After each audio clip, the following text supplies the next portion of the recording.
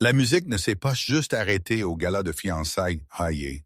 Elle a été étranglée en silence. Un moment, les flûtes à champagne tintinabulaient dans la grande salle de bal de l'Hôtel Plaza. Le suivant, 300 de l'élite de New York ont tourné leur tête à l'unisson vers les doubles portes. Ils attendaient un serveur ou peut-être un sénateur arrivant tard. Au lieu de cela, ils ont eu un fantôme. Vivienne Clark, la femme Preston Hayes, avait ri hors dans le magazine Forbes comme une aventure oubliable, se tenait là. Elle ne portait pas de haillons. Elle portait une robe rouge sang qui allait comme une seconde peau. Et elle n'était pas seule. Tenant ses mains sur chaque côté étaient deux copies de taille de tout petit de Preston lui-même.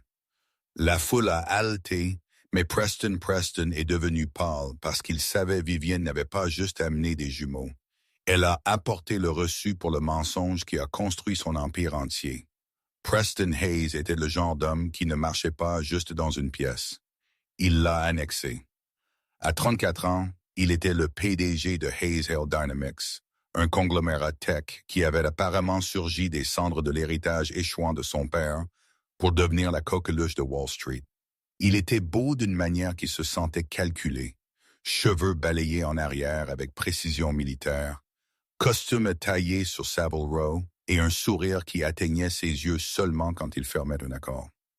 Pour le public, Preston était un visionnaire, un sauveur auto-fait qui avait récupéré l'entreprise familiale à travers la pure détermination et le génie. Pour Vivienne Clark, il était l'homme qui lui avait promis le monde seulement pour la laisser échouer sous la pluie avec un chèque de départ et un accord de non-divulgation qu'elle a refusé de signer. Il y a 3 ans, Vivienne avait été son assistante archiviste. Elle avait 24 ans, calme et brillante d'une manière qui ne demandait pas d'attention. Elle portait des cardigans surdimensionnés, gardait ses cheveux bouclés en un chignon désordonné et passait ses jours dans le sous-sol du quartier général de Hayé, numérisant des décennies d'histoire corporative. Elle était le personne. Leur romance avait été un cliché, ou ainsi elle pensait. Les nuits tardives au bureau, les cafés partagés qui se sont transformés en dîners, les week-ends secrets dans les Hamptons, où Preston lui a dit qu'il se sentait en sécurité avec elle. Il lui a dit qu'elle était la seule qui le voyait, pas l'argent. « Tu es mon sanctuaire, Viv », il avait chuchoté une nuit, traçant la ligne de sa mâchoire, pendant que les lumières de la ville de Manhattan scintillaient sous son balcon de penthouse. Tout le monde d'autre veut juste un morceau du nom Haï. Tu veux juste moi. Elle l'a cru. C'était sa première erreur. La rupture s'est produite un mardi. C'était clinique, brutale et efficace, le style de gestion de marque de Preston. Il ne l'a même pas fait en personne. Il l'a fait par un appel vidéo pendant qu'il était à Zurich. « Vivienne, nous devons être réalistes », il avait dit, vérifiant sa montre. « Je suis sur le point de lancer le projet Titan. Le conseil me fait pression pour m'installer avec quelqu'un qui corresponde au récit. Tu es douce, mais tu es invisible. Tu ne photographies pas bien. Tu ne tiens pas une pièce. Tu es une responsabilité à la marque. Une responsabilité. » Vivienne avait étouffé, assise sur le bord du lit qu'ils avaient partagé juste quelques jours avant. « Preston, je t'aime. Je pensais que nous construisions quelque chose. Nous construisions moi. » Il a corrigé sa voix, dépourvue de chaleur. « Et maintenant, la construction est finie. Mes avocats ont rédigé un règlement. C'est généreux. Prends-le. Retourne à n'importe quelle petite ville d'où tu viens et trouve un gentil comptable. Au revoir, Vivienne. » L'écran est devenu noir. 1 heure plus tard, son équipe de sécurité est arrivée pour l'escorter hors de l'appartement. Ils l'ont regardé faire sa valise. Ils ont pris sa carte clé. Ils l'ont effacée du système. Vivienne a quitté New York, brisée. Elle a déménagé dans une petite ville côtière dans le Maine appelée Harbor's End, cherchant refuge dans l'air salin et le silence.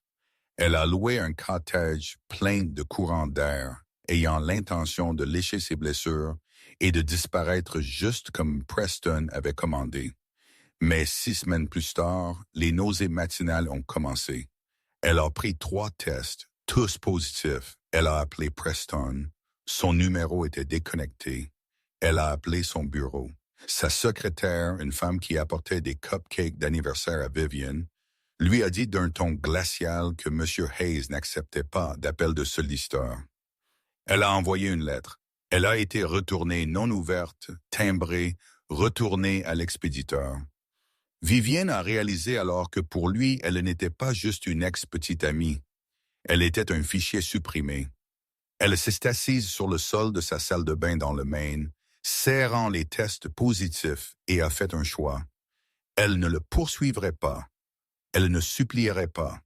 Elle élèverait ses enfants, avec la dignité qu'il manquait. Léo et Sophie sont nés 7 mois plus tard. Léo avait les yeux pensifs de Preston. Sophie avait son menton têtu. Ils étaient parfaits. Et pendant 2 ans, Vivien était contente d'être une mère travaillant à distance comme chercheuse indépendante, regardant de loin. Alors que l'étoile de Preston montait plus haut et plus haut, elle l'a regardé se fiancer à Ivana Montgomery, la fille d'un magnat de l'immobilier. Ivana était tout. Vivienne n'était pas grande, blonde, polie chimiquement et impitoyable. Les tabloïds les appelaient les royaux américains. Vivienne est restée silencieuse jusqu'à l'interview. C'était un article élogieux sur l'émission du matin 2 semaines avant le mariage. Preston et Ivana étaient assis sur un canapé beige, se tenant les mains. L'intervieweur a demandé à propos des romances passées de Preston. Preston a ri un son cruel, dédaigneux. Honnêtement, il a dit, regardant directement dans la caméra, « Je n'ai jamais vraiment été amoureux avant Ivana. Il y avait quelques remplaçants, personne vraiment, des filles qui ont essayé de s'attacher à mon succès. J'ai dû les couper l'âge pour protéger l'entreprise. Certaines personnes sont juste des sangsues. » Ivana a gloussé. « Tu t'es gardé pour le meilleur, chérie. » Dans son salon dans le Maine, Vivien a laissé tomber sa tasse à café. Elle s'est brisée, pulvérisant du liquide chaud sur son tapis. Sangsues, personne. Ce n'était pas assez qu'il lui ait brisé le cœur. Ce n'était pas assez qu'il ait abandonné ses enfants, des enfants qu'il ne savait pas exister parce qu'il ne prendrait pas un appel téléphonique. Maintenant, il réécrivait l'histoire pour la peindre comme une croqueuse de diamants. Mais alors que Vivien se penchait pour ramasser les tessons de céramique, ses yeux ont aperçu une vieille boîte de banquier rangée dans le coin de la pièce. C'était la seule boîte qu'elle avait accidentellement prise des archives de Hayé dans la précipitation de son départ. Elle ne l'avait pas ouverte depuis 3 ans. Elle a marché vers elle, son cœur martelant un rythme de guerre. Elle a retiré le couvercle. À l'intérieur se trouvaient les journaux poussiéreux reliés en cuir d'Elias Hayes, le père de Preston. Et niché à l'intérieur de la couverture arrière du journal final se trouvait une vérité terrifiante. Preston n'avait pas juste menti à propos d'elle. Il avait menti sur tout. Le projet Titan, l'algorithme révolutionnaire d'énergie propre qu'il avait rendu milliardaire, n'était pas le sien. Vivienne a ouvert le journal. L'écriture était tremblante, écrit par Elias sur son lit de mort. « Mon fils n'est pas l'homme que le monde pense qu'il est. Si vous lisez ceci, il m'a probablement trahi, juste comme il trahira quiconque se mettra sur son chemin. Le code n'est pas le sien. Il appartient à Vivienne a lu le nom. Elle a haleté. Le projet Titan a été volé et la preuve était assise sur le sol de son salon. Preston Hayes voulait une personne bien. Il était sur le point de découvrir qu'une personne est la personne la plus dangereuse du monde parce qu'ils n'ont plus rien à perdre. La décision de retourner à New York n'a pas été faite dans la colère. La colère s'éteint. Ceci a été fait dans un calcul froid et dur. Vivien a regardé Léo et Sophie jouant avec des blocs de bois sur le tapis et a su qu'elle ne pouvait pas les laisser grandir à l'ombre d'un homme qui appelait leur mère une sangsue. Elle ne pouvait pas laisser leur héritage, à la fois financier et moral, être volé par une fraude. Mais simplement marcher dans son bureau ne fonctionnerait pas. Il avait des avocats de sécurité et la presse dans sa poche. Si elle essayait de le poursuivre en justice tranquillement, il l'enterrerait dans des frais juridiques jusqu'à ce qu'elle meure de faim. Elle avait besoin d'une scène. Elle avait besoin d'un moment où il ne pouvait pas courir, ne pouvait pas couper le flux et ne pouvait pas se cacher derrière son équipe de relations publiques. Elle devait entrer dans le gala de fiançailles. L'Union Hayes-Montgomery était étant construite comme l'événement de la décennie. C'était strictement sur invitation seulement. Chef d'État, célébrités de la liste A et Titans de l'industrie étaient sur la liste. Une chercheuse indépendante du Maine avait zéro chance de passer la corde de velours à moins qu'elle n'ait eu de l'aide. Vivien a sorti son ordinateur portable et s'est connecté à un forum de messagerie sécurisé et crypté qu'elle n'avait pas utilisé depuis l'université. Avant qu'elle ne soit archiviste, Vivien avait un hobby. Elle était bonne avec les motifs, bonne avec le code. Elle avait fait partie d'un collectif activiste appelé la Tour de Garde, bien qu'elle n'ait jamais participé aux décharges illégales. Elle aimait juste les énigmes. Elle a tapé un nom d'utilisateur fantôme archiviste. Elle a envoyé un message à un utilisateur nommé .0. J'ai besoin d'une porte dérobée dans la base de données de la liste des invités du Plaza pour le Gala High. J'ai les clés du royaume en échange. 10 minutes plus tard, une réponse a retenti. Preston Hayes, je déteste ce type. Pas d'échange nécessaire. Donne-moi 20 minutes. 20 minutes plus tard, Vivienne a reçu un PDF. C'était une invitation officielle avec code QR adressé à Mademoiselle Vivienne Clark et invité. Zéro Rouen non seulement l'avait ajouté à la liste, il l'avait signalé comme une connexion familiale VIP, assurant qu'elle contournerait le contrôle de sécurité secondaire. Vivienne a dépensé toutes ses économies pour le voyage. Il n'y avait pas de place pour l'erreur. Elle a engagé une nounou. Elle a fait confiance à Mme Higgins, sa voisine dans le Maine, pour voyager avec elle pour surveiller les jumeaux pendant la préparation, mais elle savait que les jumeaux devaient être à l'événement. Ils étaient la preuve physique de ses mensonges personnels, juste comme les journaux étaient la preuve de ses professionnels. Elle est allée dans un magasin de dépôt-vente dans l'Upper East Side de Manhattan. Elle ne pouvait pas se permettre une nouvelle robe de créateur, mais elle a trouvé une Alexander McQueen vintage et une soie cramoisie structurée féroce. Ça ressemblait à une armure. La nuit du gala, l'Hôtel Plaza était une forteresse de flash, les paparazzis bordaient de tapis rouges comme des loups affamés. Des limousines ont déposé des femmes avec des diamants de la taille de noix et des hommes qui possédaient de petits pays. Vivienne a attendu que le principal afflux se soit calmé. Elle est sortie d'une modeste voiture de ville, tenant Léo sur sa hanche gauche et la main de Sophie dans sa droite. Elle ne les cachait pas. Elle les avait habillés de costumes en velours miniature qui correspondaient au rouge profond de sa robe. Ils avaient l'air angélique et indéniablement Hayes. Le garde de sécurité à l'entrée a scanné son invitation. Il s'est arrêté, fronçant les sourcils au scanner. « Mademoiselle Clark, je ne me souviens pas avoir vu. » « Vérifiez la dérogation VIP, » Vivienne a dit. Sa voix stable, bien que ses genoux tremblaient. Connexion familiale. Le garde a tapé sur son écran. La lumière est devenue verte. Mes excuses, maman. Par ici, alors qu'elle marchait dans le long couloir vers la salle de bal, le cœur de Vivien battait contre ses côtes. Elle s'est souvenue de la dernière fois qu'elle a vu Preston, le piège dans sa voix. Tu es invisible. Elle a serré sa prise sur la main de Sophie. À l'intérieur de la salle de bal, l'atmosphère était suffocamment chère. Un orchestre de 20 pièces jouait du jazz doux. Une fontaine de champagne coulait au centre de la pièce. Preston se tenait près de la scène, tenant un microphone, se prélassant dans les applaudissements de ses pairs. Ivana était drapée sur son bras, l'air ennuyé et belle. « Merci à tous », Preston a dit, sa voix résonnant à travers les haut-parleurs. Ce soir est à propos de l'héritage.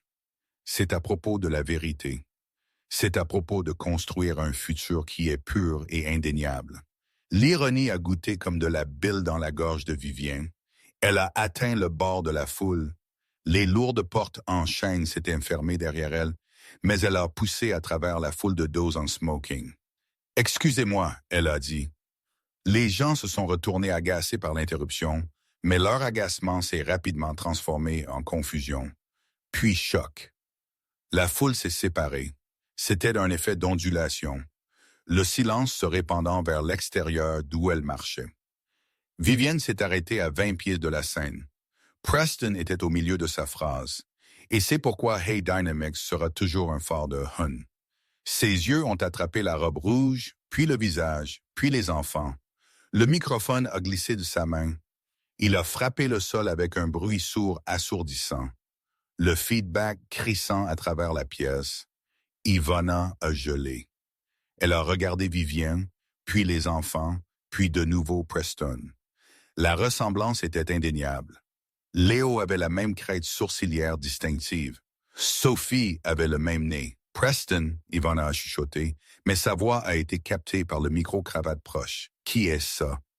Vivienne n'a pas crié. Elle n'a pas hurlé. Elle a simplement élevé sa voix assez pour combler le fossé. Bonjour, Preston, elle a dit. Tu as dit au monde que j'étais une personne. Tu as dit au monde que tu n'avais pas de bagages. Elle a regardé Léo, puis de nouveau le père, qui ne l'avait jamais rencontré. Je pensais qu'il était temps que tu rencontres tes remplaçants. Le silence dans la pièce était assez lourd pour écraser des os. Chaque téléphone appareil photo dans la pièce est monté. Les flashs du parc de la presse dans le coin ont éclaté comme une supernova.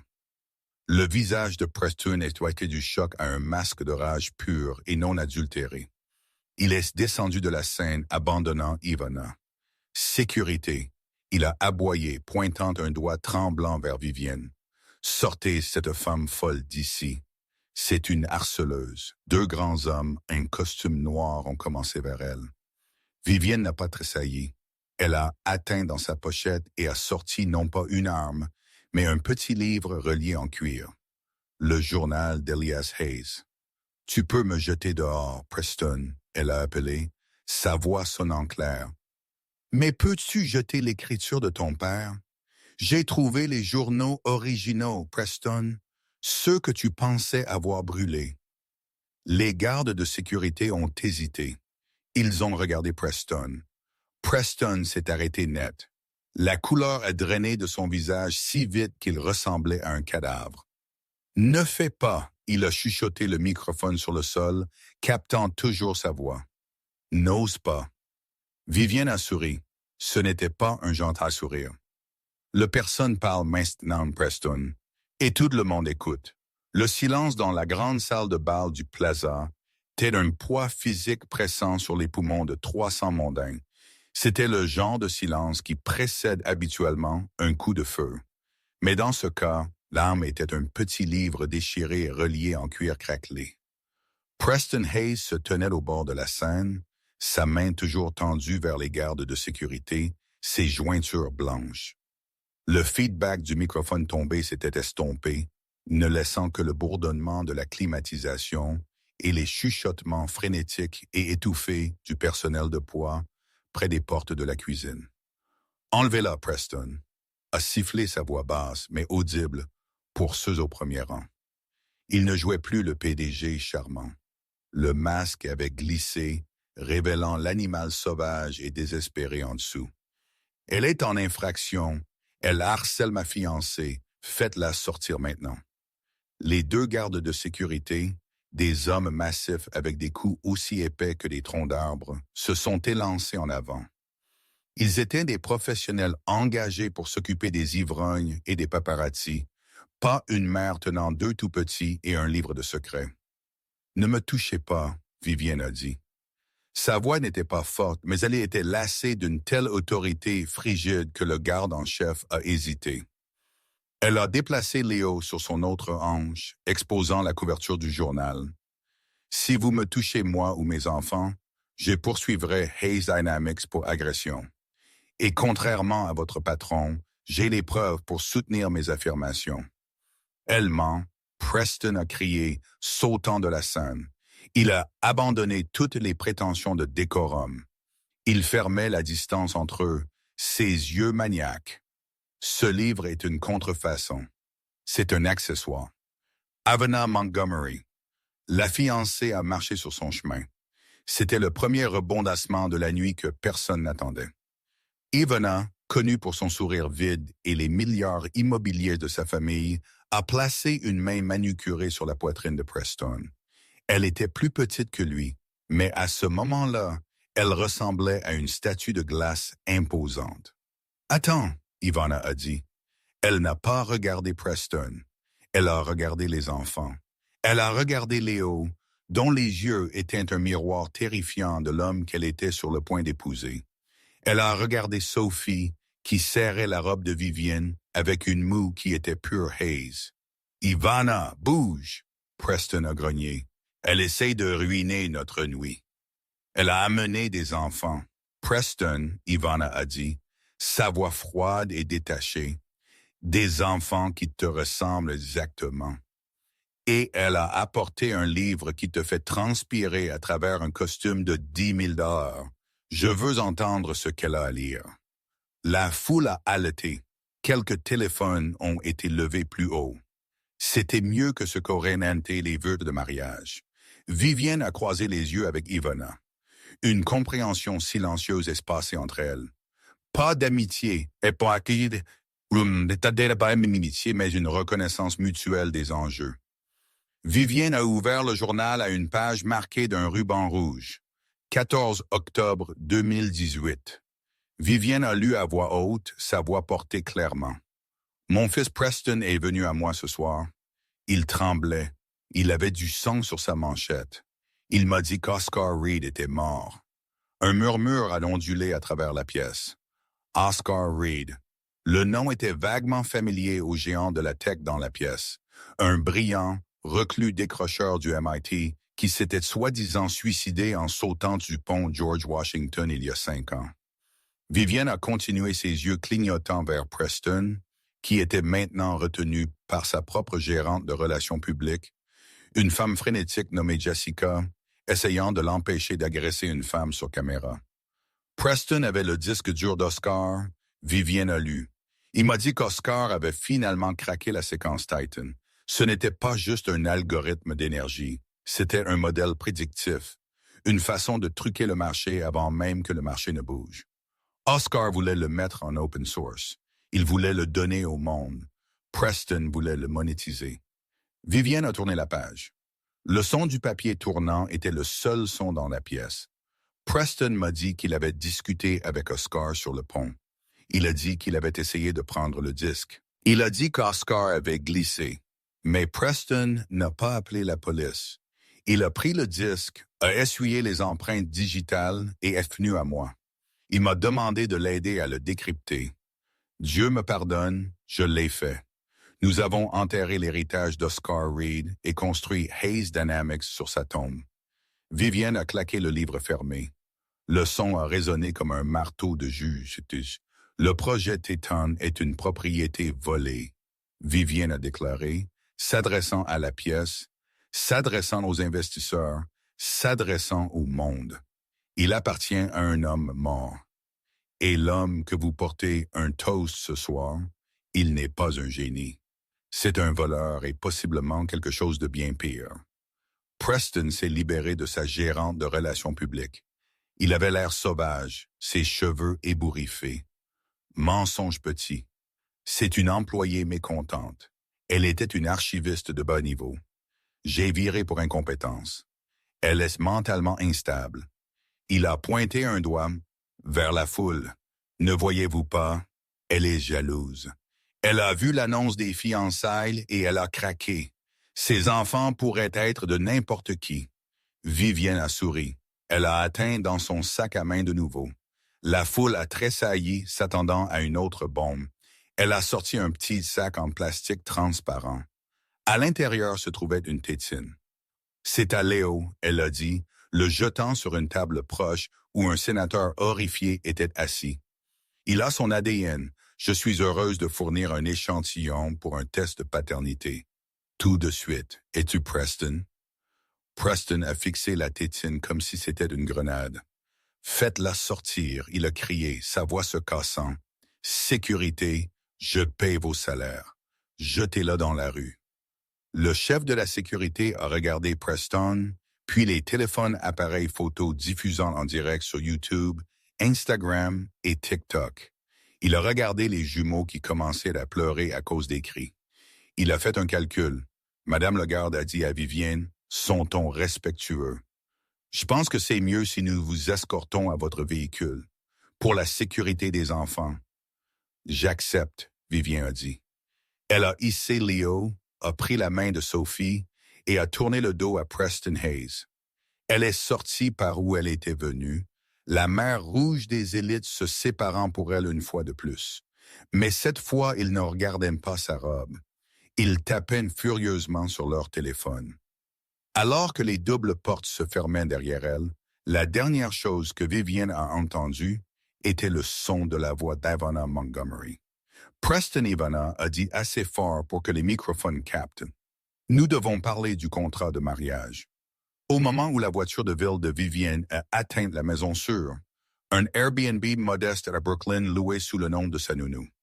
L'histoire n'était pas juste une nouvelle, c'était un phénomène global.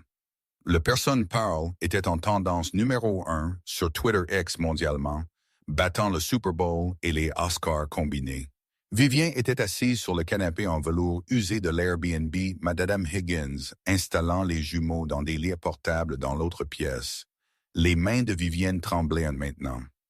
L'adrénaline s'était effondrée, la laissant froide et nauséeuse. Elle a ouvert son ordinateur portable. L'Internet était en feu. TMZ avait le titre « Choc High, jumeaux secrets et code volé ». Le New York Times avait déjà publié une alerte de dernière minute. L'action pour Hayes Dynamics chute de 14% dans le trading après-heure. Suite aux allégations du gala, une vidéo TikTok d'elle lisant le journal filmé par une influenceuse mode au premier rang avait 12 millions de vues en 40 minutes. Mais Preston Hayes n'était pas un homme qui tombait sans se battre. Il avait un trésor de guerre de milliards et une équipe de relations publiques qui pouvait faire ressembler un requin à un végétalien. À 2 heures du matin, la contre-offensive a commencé. Vivienne l'a regardé en direct sur CNN. Preston ne se cachait pas.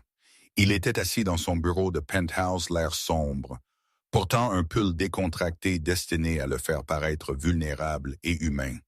Il était interviewé par une journaliste softball connue pour ses questions faciles. Preston l'intervieweur est demandé « Ce sont des allégations sérieuses, une famille secrète, propriété intellectuelle volée, un homme mort. » Preston a soupiré, frottant ses yeux théâtralement. « Ça me brise le cœur, honnêtement. » Vivienne était une douce fille, mais elle était troublée, très troublée. Nous avons eu une brève relation, oui, mais son obsession pour moi, elle est devenue dangereuse. J'ai essayé de lui obtenir de l'aide. J'ai payé pour la thérapie. Mais quand j'ai mis fin aux choses, elle a menacé de me détruire. Il s'est penché vers la caméra, ses yeux bleus scintillant de fausses larmes. Quant aux enfants, s'ils sont miens, j'assumerai. J'ai toujours voulu être un père, mais elle les a cachés de moi.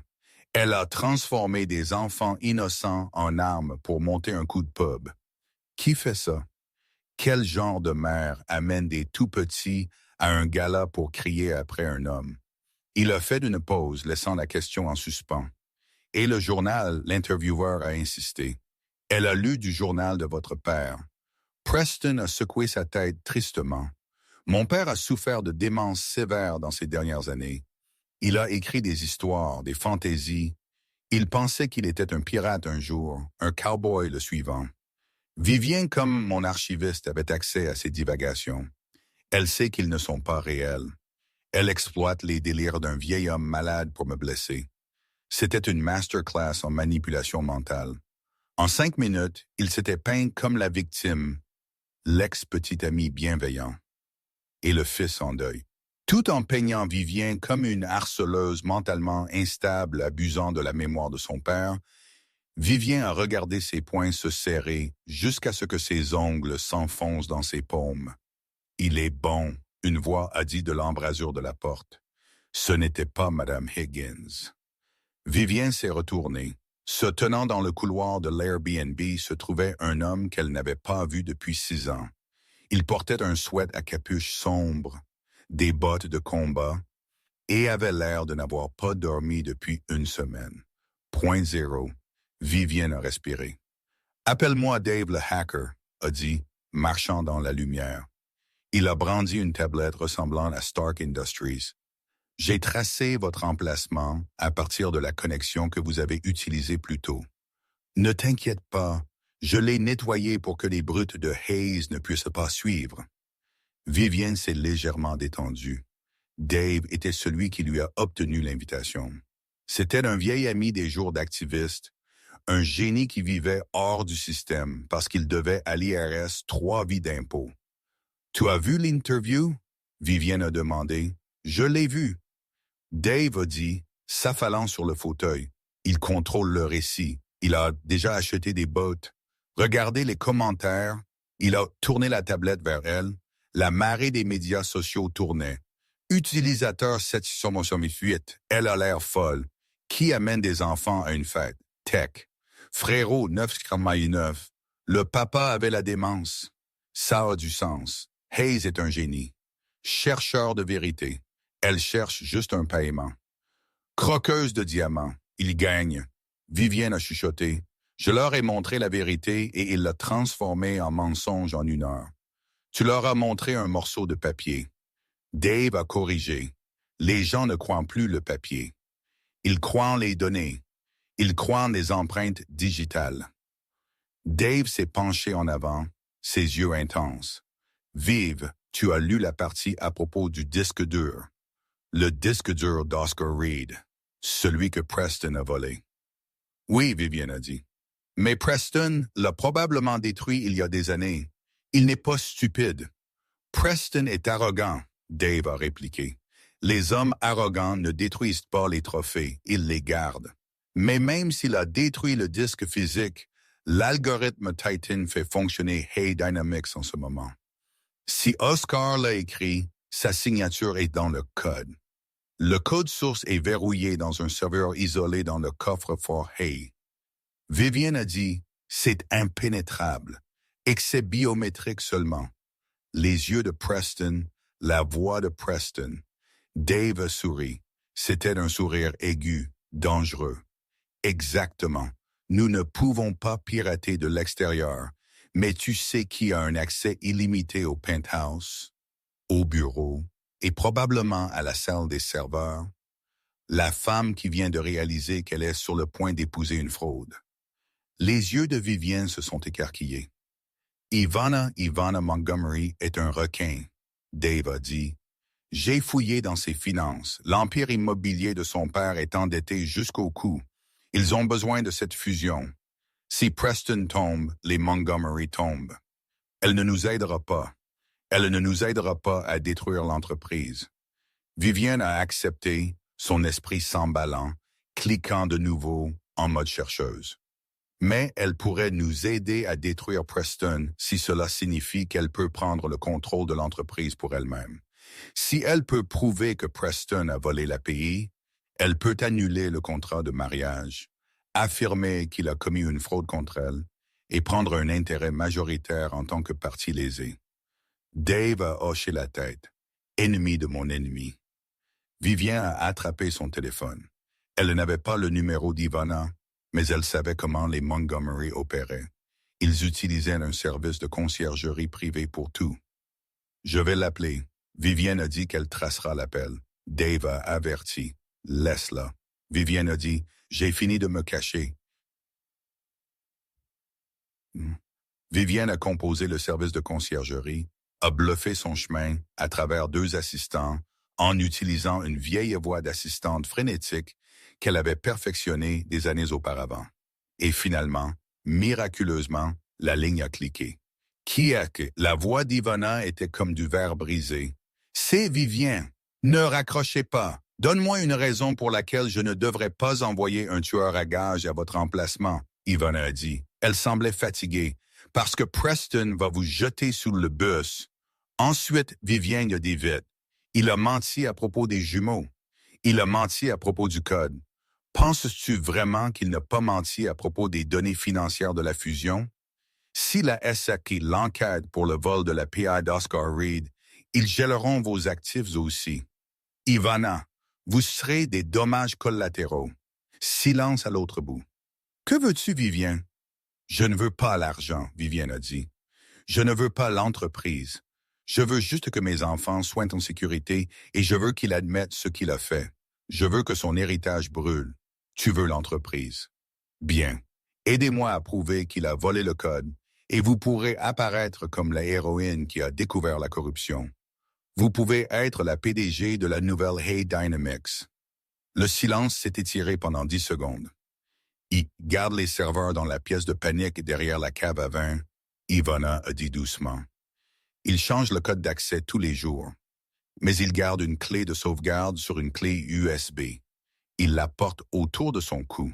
Il ne l'enlève jamais. Pas même quand il dort.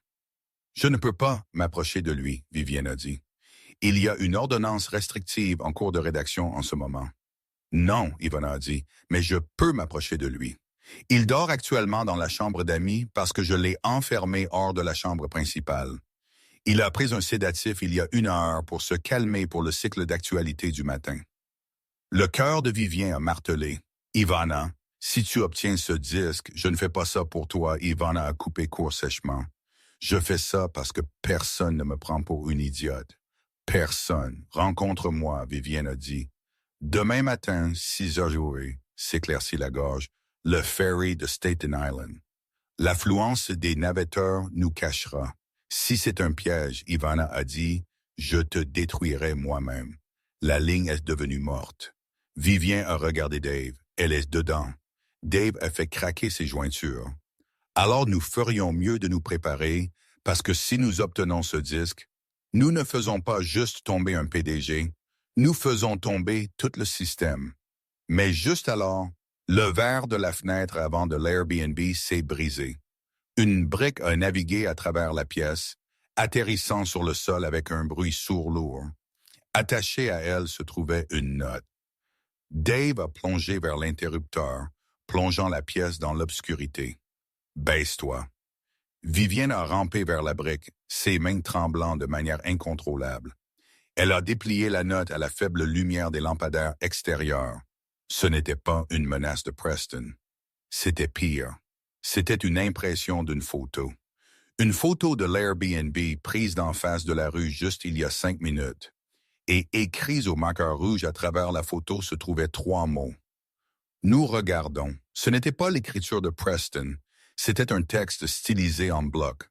Dave a rampé et l'a regardé. Son visage est devenu pâle. Ce n'est pas la sécurité de Hayes, Dave a chuchoté.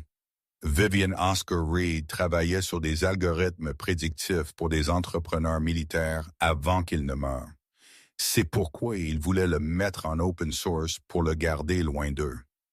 Dave l'a regardé, la peur dans ses yeux. Preston n'a pas juste volé à un génie. Il a volé à l'industrie de la défense.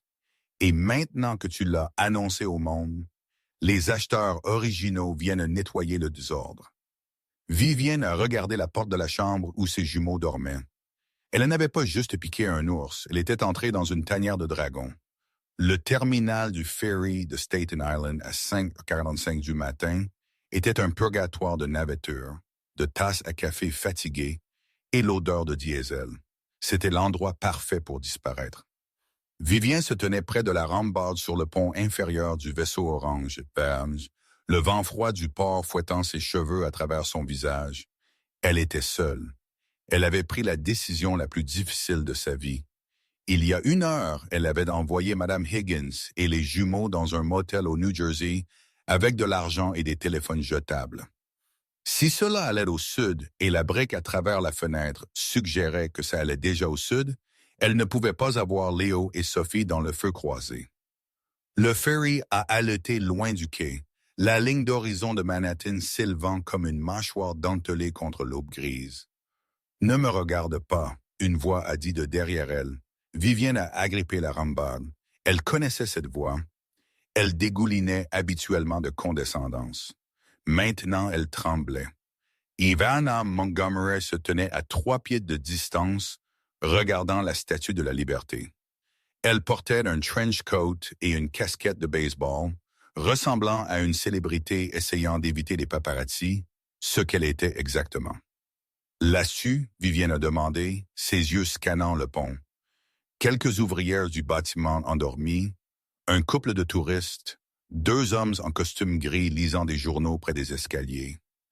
Il dormait, Ivana a murmuré, ne bougeant pas ses lèvres. Le sédatif l'a assommé. Je l'ai enlevé de son cou. Il était chaud. Elle a glissé un petit objet argenté le long de la rambarde. Vivien l'a couvert avec sa main instantanément. C'était une clé USB lourde et gravée avec le blason de la famille Hay. « Pourquoi ?» Vivien a demandé. « Pourquoi m'aider? Tu perds tout aussi. » Ivana s'est finalement retournée. Ses yeux étaient bordés de rouge. J'ai regardé le pin-up de nouveau la nuit dernière. « Vivien, il y a une clause. Si je le quitte, je n'obtiens rien. S'il triche, j'obtiens un règlement. Mais s'il est reconnu coupable d'un crime qui endommage la réputation matrimoniale, j'obtiens un intérêt majoritaire des actifs conjoints pour préserver la marque. » Ivana a donné un sourire aigu, amer. « Je ne fais pas ça pour la moralité. Je le fais pour la prise de contrôle hostile. Je vais posséder Hayes Dynamics d'ici lundi matin. » Vivienne a empoché le disque. « Tu es plus froide qu'il n'est. Je suis une survivante, juste comme toi. » Ivana a ajusté sa casquette. « Va. » Avant qu'il ne se réveille et réalise, Ivana s'est arrêtée, son regard fixé sur les deux hommes en costume gris près des escaliers. Ils avaient plié leurs journaux. Il les regardait directement.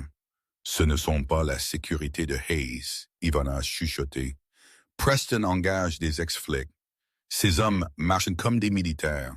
Les hommes ont commencé à bouger, non pas à courir, mais à fermer la distance avec une précision synchronisée terrifiante. Les guetteurs, Vivien a réalisé son sang courant froid. Les acheteurs courent.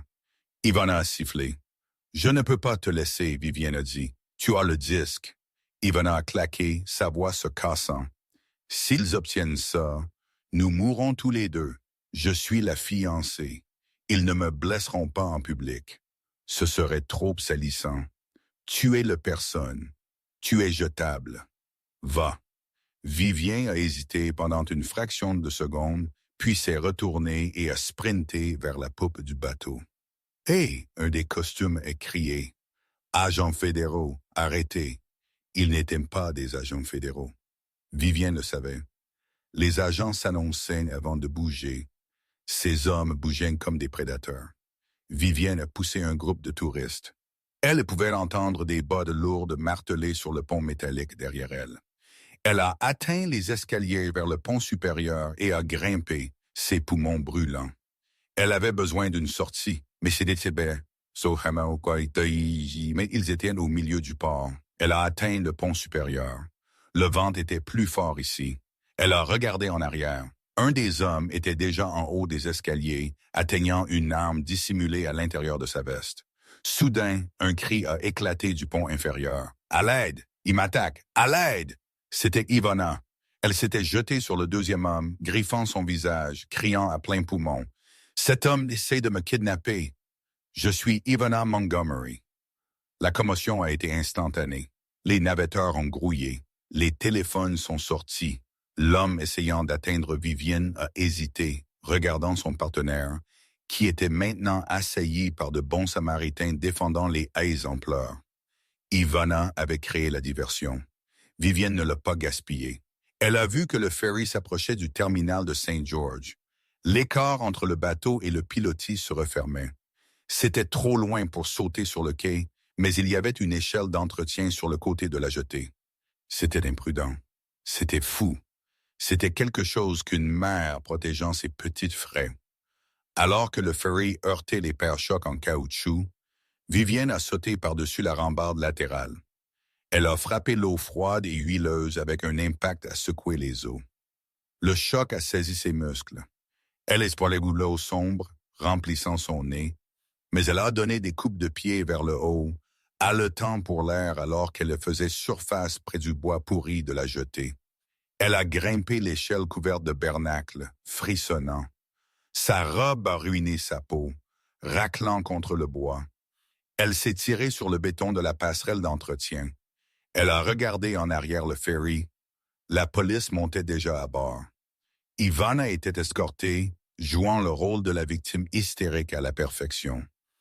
Vivienne a serré la poche mouillée de sa robe. Le disque était étanche. Preston s'était vanté de cela une fois. Elle a commencé à courir dans les ombres de Staten Island. Elle devait trouver Dave.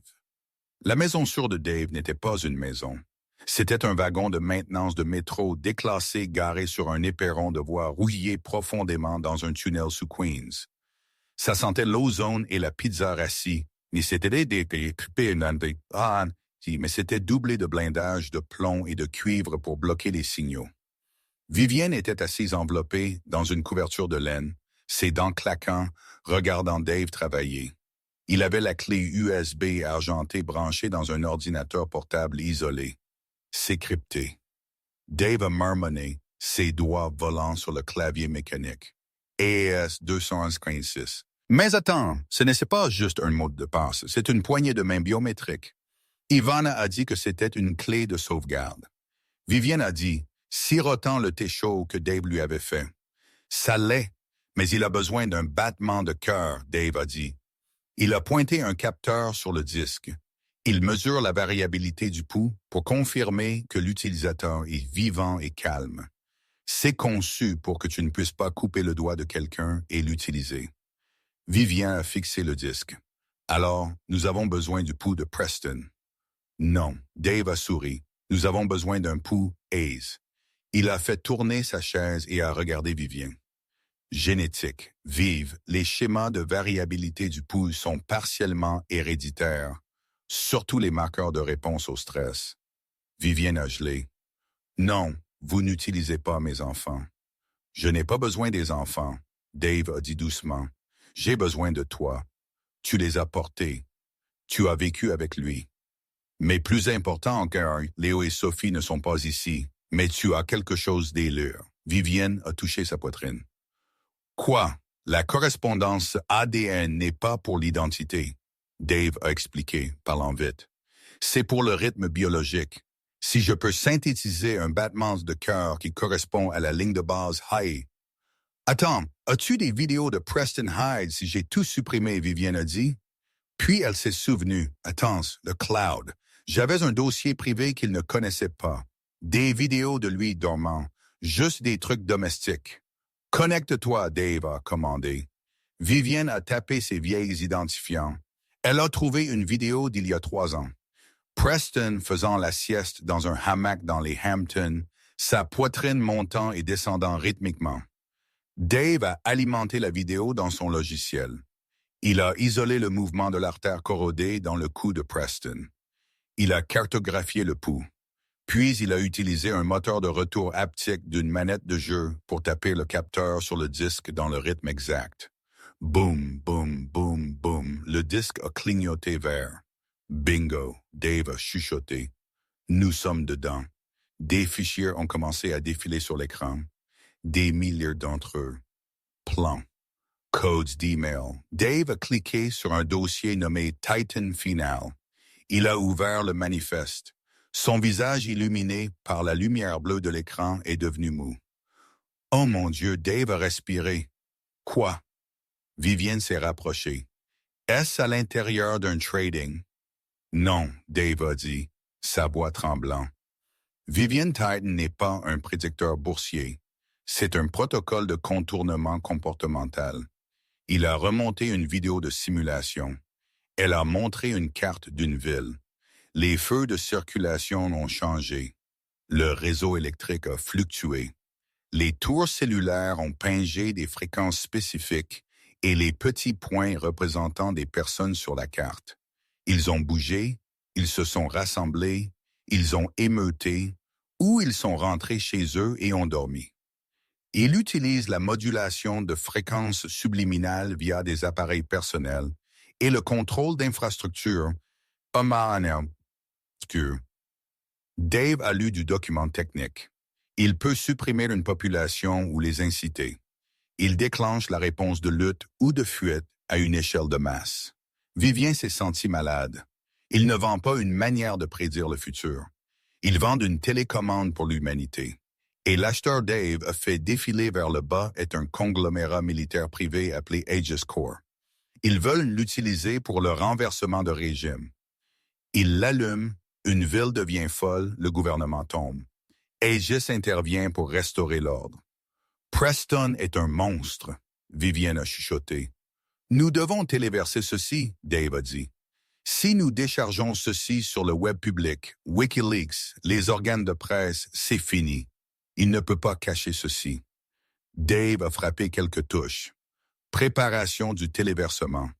Je le route via des serveurs en Irlande, Suisse et Tonga pour cacher la source. La barre de progression est apparue. 0%, 10%. Soudainement, les lumières dans le wagon de métro ont clignoté. L'écran de l'ordinateur portable a gelé. Connexion perdue. Qu'est-il arrivé? Vivienne a demandé. Dave a tapé furieusement.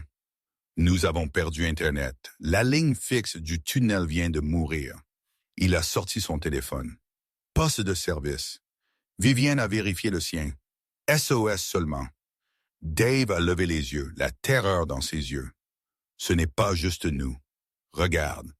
Il a pointé une petite télévision portable qu'il gardait dans le coin. Il l'a allumée. Statique. Il a changé de chaîne. Statique. Finalement, un écran de diffusion d'urgence est apparu.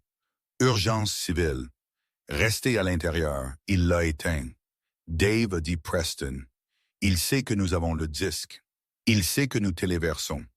Il vient de convaincre ses amis des compagnies de télécom ou peut-être Aegis Core de tuer les tours cellulaires et les lignes de fibre optique dans la zone des 3 États. Il éteint New York pour nous arrêter. Peut-il faire ça avec Titan? Il vient de le faire. Le son d'un hélicoptère battant au-dessus a vibré à travers le plafond du tunnel. Il baleine pour le signal. Dave a dit quand j'ai essayé de téléverser, j'ai pingé notre emplacement. Ils viennent. Nous ne pouvons pas le téléverser s'il n'y a pas d'Internet, Vivien a dit. La panique montant. Il y a un endroit, Dave a dit. Il a attrapé le disque et l'a fourré dans sa poche. Il y a une ligne fixe qu'il ne peut pas couper parce qu'elle fait fonctionner tout son empire. La ligne principale au quartier général de Hayes-Haler. C'est sur une liaison montante, satellite indépendante pour le trading haute fréquence. Tu veux que nous pénétrions dans le quartier général de Hayes? Vivienne a demandé. Pendant que la ville est en confinement et qu'une armée de mercenaires nous chasse, c'est la seule façon de faire éclater la vérité. Dave a dit. Il a atteint dans une caisse et a sorti 2 pistolets de détresse et un pied de biche. Et nous devons le faire maintenant, avant qu'il ne trouve les jumeaux. La mention des jumeaux a durci le cœur de Vivienne instantanément. La peur s'est évaporée, remplacée par une résolution froide et dure comme le diamant. « Donne-moi le pied de biche », Vivien a dit. La ville au-dessus était dans le chaos sans feu de circulation. Les voitures étaient bloquées. Les gens erraient dans les rues, téléphones morts, confus et effrayés. L'algorithme Titan était déjà en train d'être testé. La coupure de courant causait la panique juste comme prédit. Vivien et Dave se sont déplacés à travers les ombres des tunnels de métro, émergeant à 3 blocs de la tour de brume. Le bâtiment était un monolithe de verre noir perçant le ciel. Il était entouré par une sécurité privée lourdement armée. La porte d'entrée est un suicide, Dave a dit, s'accroupissant derrière une benne à ordures. Les archives. Vivienne a dit, j'y travaillais. Il y a un puits de ventilation dans le quai de chargement qui mène à la salle des serveurs du sous-sol. C'est vieux. Ils l'ont peut-être manqué. Ils ont encerclé le bâtiment. Le quai de chargement était gardé par 2 mercenaires d'Aegis tenant des fusils d'assaut. Distraction, Dave a demandé. Vivienne a regardé une rangée de voitures garées. Alarme? Dave a hoché la tête.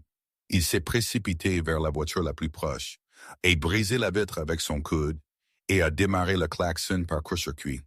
Il l'a fait à 3 voitures en 10 secondes. Le bruit était assourdissant. Les gardes ont crié en courant vers le vandalisme. Vivienne et Dave ont sprinté à travers le béton ouvert du quai de chargement. Vivienne a trouvé la grande. Elle était rouillée fermée. Dave, elle a sifflé. Dave a coincé le pistolet de détresse dans l'espace et a tiré. La fusée éclairante au magnésium a brûlé assez chaud pour affaiblir les charnières. Il a donné un coup de pied à la grille. Elle a gémi et s'est effondrée vers l'intérieur. Ils ont glissé dans l'obscurité juste au moment où des balles étincelaient contre le mur de béton au-dessus d'eux. Ils étaient dedans. Ils ont couru à travers le labyrinthe du sous-sol, la mémoire de Vivien les guidant.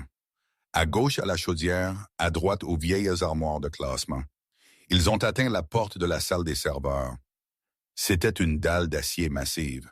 « Je ne peux pas pirater ça », Dave a dit. « C'est magnétique. » « Nous n'avons pas besoin de le pirater », Vivien a dit. Elle a pointé un panneau d'alarme incendie sur le mur. Le système de gaz est long.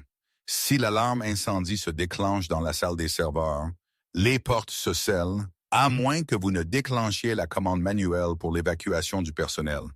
Elle a brisé le verre sur l'alarme incendie et a tiré le levier. Les klaxons ont hurlé. La porte en acier a sifflé et s'est ouverte d'un pouce. Ils ont poussé à l'intérieur. La pièce était glaciale, remplie de rangées de lumière bleue clignotantes. Le cerveau de la bête, Dave a couru à la console principale.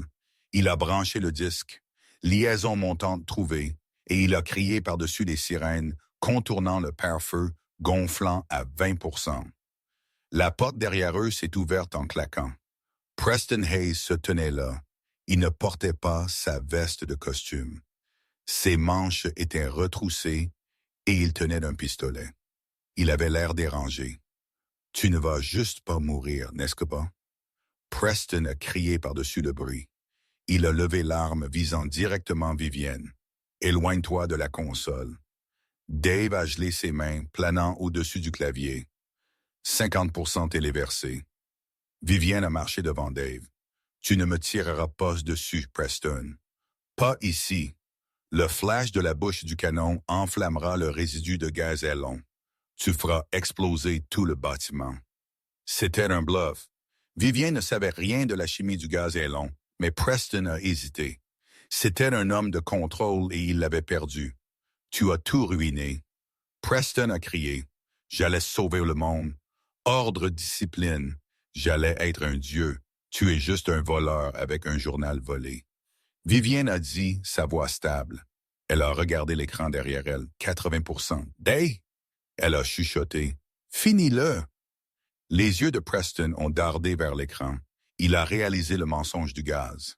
Il a pointé l'arme. Au revoir, Vivienne! Bang! Le coup de feu a retenti. Vivienne a tressailli, attendant la douleur, mais elle n'est pas tombée. Preston Hayes a laissé tomber l'arme. Il a regardé son épaule où une fleur rouge de sang se répandait. Derrière lui, dans l'embrasure de la porte, se tenait Ivana Montgomery. Elle tenait un des fusils tombés des gardes. Elle avait l'air d'une épave, cheveux contusionnés, sauvage pieds nus, mais son but était juste. « Je te l'ai dit, Preston Ivana », a dit sa voix tremblante de rage. « Personne ne me joue. Téléversement terminé. Chaque écran dans la pièce est devenu vert. Puis chaque écran à Times Square est devenu vert.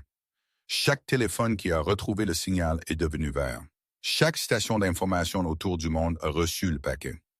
Les fichiers Titan étaient en direct. Preston est tombé à genoux, regardant les écrans l'entourant.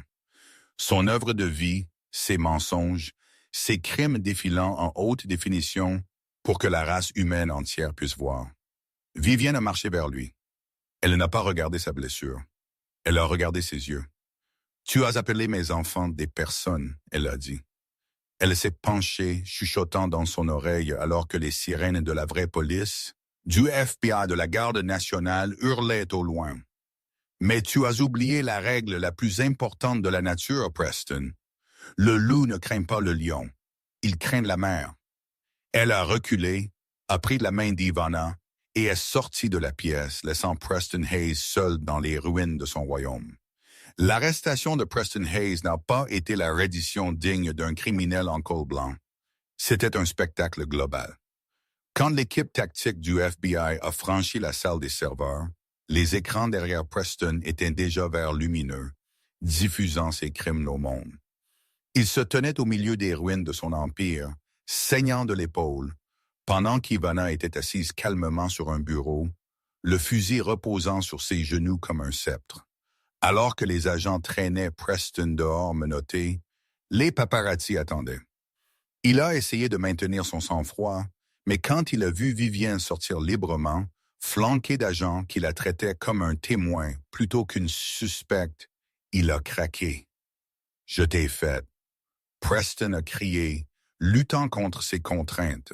« Tu étais une note de bas de page, un personne. » Vivienne a signalé aux agents de faire une pause. Elle a marché assez près pour que les microphones captent son chuchotement. « Tu ne m'as pas fait, Preston. Tu m'as juste donné une raison de me battre et des notes de bas de page. C'est là que la vraie vérité est toujours cachée. Tu aurais dû lire les petits caractères. » Les portes du SUV blindé se sont fermées en claquant. Le roi de New York était parti. Les retombées étaient bibliques. Les fichiers Titan ont révélé que Hayes Dynamics était une opération de blanchiment de données pour le renseignement étranger. Preston n'était pas juste un voleur, il était un traître. Ivana Montgomery, cependant, n'a pas coulé. Avec des avocats à prix élevé, elle a filé le récit qu'elle avait neutralisé une menace à la sécurité nationale. Elle a évité la prison et a exécuté une prise de contrôle hostile des actifs restants de l'entreprise, la renommant Montgomery Future Tech. Le jour où l'acquisition a été finalisée, Vivienne a reçu un colis à son nouveau penthouse de Brooklyn, acheté avec l'avance d'un énorme contrat de livres. À l'intérieur se trouvait une bouteille de champagne vintage et une note sur du papier cartonné crème aux personnes qui l'a brûlé. « J'ai gardé l'entreprise. Tu as gardé ton âme. Je pense que nous savons tous les deux qui a eu la meilleure affaire. » Ivana. Vivienne a versé 2 verres, un pour elle et un pour la chaise vide à travers la table. Un toast silencieux à Oscar Reed et à Dave, qui avaient disparu sur une plage en Thaïlande. Mission accomplie. 6 mois plus tard, Vivienne était assise sur un banc à Central Park, regardant Léo et Sophie chasser des pigeons à travers les feuilles d'automne. Ils riaient fort et libre. Une femme avec une poussette s'est assise à côté d'elle. « Excusez-moi, » l'étrangère a dit, plissant les yeux. « Êtes-vous sa Vivienne Clark? »« Je le suis. » Vivienne a souri. « J'ai regardé le procès, » la femme a dit, regardant Vivienne avec admiration. Il avait des milliards, la presse, tout. N'étais-tu pas effrayé? Il t'a appelé un personne. Vivienne a regardé ses enfants. Ne savaient pas que leur père était dans une cellule de béton. Ils savaient seulement qu'ils étaient aimés.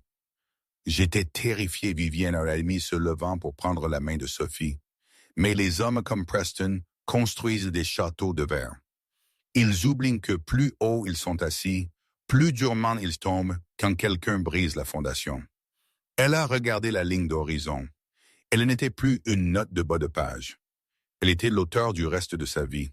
« Venez, amour », elle a appelé. « Allons à la maison. » Le vent a fait tourbillonner les feuilles autour d'eux comme des confettis. Le personne avait gagné et elle n'avait pas besoin d'une couronne pour le prouver. Wow, quelle balade! Du gala au ferry, de la coupure de courant à l'épreuve de force finale, Vivienne Clark est la définition de l'inarrêtable. Maintenant, je veux entendre de vous. Si vous étiez dans les chaussures d'Ivana, auriez-vous aidé Vivienne ou auriez-vous essayé de prendre l'entreprise pour vous-même dès le début? Dès le début. Et pensez-vous que Preston a eu ce qu'il méritait ou la prison était-elle trop bonne pour lui? Faites-moi savoir vos pensées dans les commentaires ci-dessous. Je lis chacun seul. Si vous avez apprécié cette histoire de vengeance, de justice et de secrets exposés, s'il vous plaît, écrasez ce bouton « J'aime ». Ça aide vraiment la chaîne à grandir. Et si vous ne l'avez pas déjà fait, frappez abonner et sonnez la cloche de notification pour ne jamais manquer une histoire. Nous avons un thriller fou à venir la semaine prochaine à propos d'un gagnant à la loterie dont la famille n'est pas qui ils disent qu'ils sont. Vous ne voulez pas le manquer. Merci d'avoir regardé et souvenez-vous, la vérité sort toujours.